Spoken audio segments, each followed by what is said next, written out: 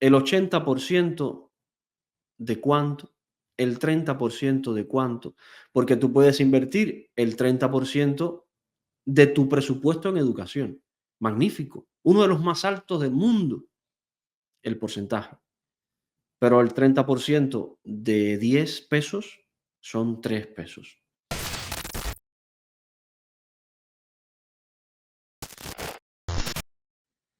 Hay otro vídeo que quería compartir con ustedes, un vídeo de DW, que es este de acá.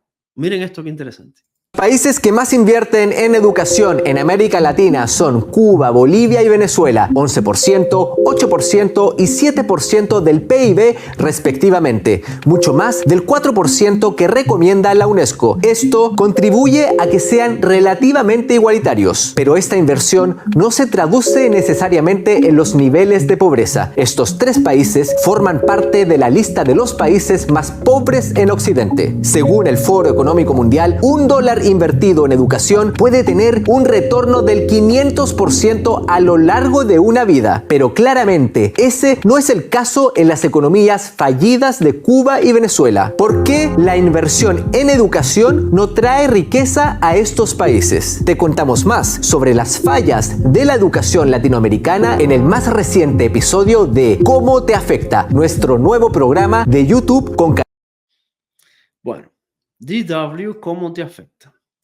¿Por qué la inversión en educación? Fíjense qué pregunta. Claro, ellos están viendo el resultado, la realidad, pero lo que no conocen es el engranaje. Entonces, de ahí la pregunta.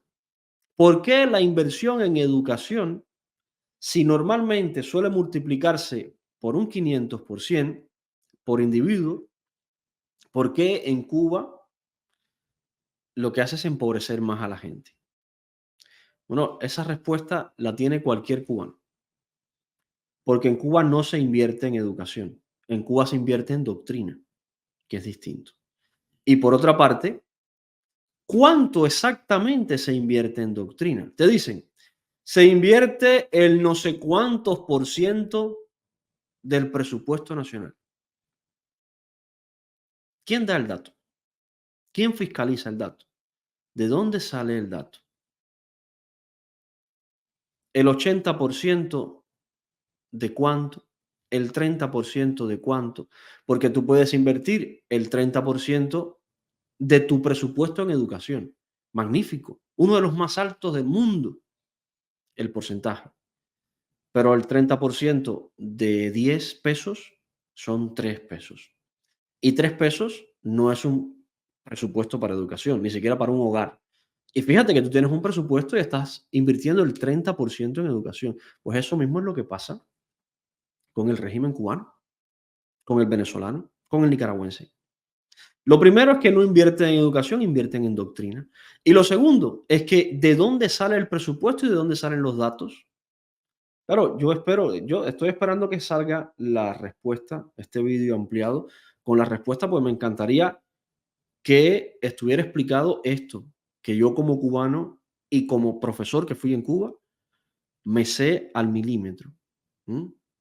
No un invento de que si el bloqueo, de que si las políticas, de que... No, no, no. Hay dos variables aquí. Primero, no es educación, es doctrina. Y segundo, el porcentaje de cuánto y de y quién brinda el dato. Esas dos variables son las que hacen que Cuba se empobrezca cada año. Es simple. No hay que hacer de esto un tratado de economía ni nada de esto.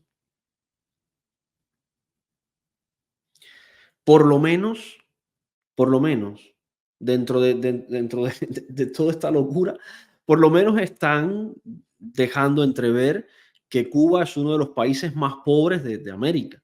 Por lo menos están dejando entrever eso, que es una realidad que hasta hace nada costaba que lo asumiera la prensa internacional. Ya por lo menos no tienen la cara de pararse ahí a mentir. Ya dicen, bueno, sí, ahora hay pobreza. Ahora vamos a ver qué explicación le buscan a la pobreza. ¿Mm? La educación es una de las principales armas que tiene cualquier sociedad para salir de la miseria, salir de la pobreza, para avanzar. Ahora, también la educación es una de las principales armas que tiene la sociedad contra los gobiernos corruptos, contra los gobiernos totalitarios. ¿Mm? Una sociedad culta, una sociedad educada, no toleraría jamás una dictadura bananera como la que existe en Cuba. Una sociedad culta y una sociedad educada haría a un país prosperar, sí, pero ¿qué le interesa a una dictadura militar bananera como la que existe en Cuba? ¿Que el país prospere o conservar el poder? Porque ahí se enfrentan a un dilema serio. Si educan de verdad a la sociedad, el país va a avanzar, pero la sociedad se les va a enfrentar y van ellos a perder el poder. Ahí está el dilema de ellos.